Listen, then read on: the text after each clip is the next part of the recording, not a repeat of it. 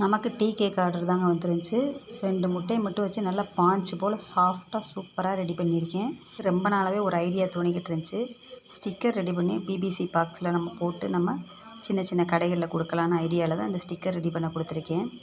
அடிக்கிற வெயிலோடு போய் அலைஞ்சு திரிஞ்சு ஸ்டிக்கர் ரெடி பண்ண கொடுத்துட்டு வந்துட்டு தான் மாவு ரெடி பண்ணேன். ரொம்ப லேட்டு மாவு ரெடி பண்ணது. கரெக்டாக மணி 2 மணி ஆயிடுச்சுன்னு அந்த மாவை ரெடி பண்ணுறப்ப.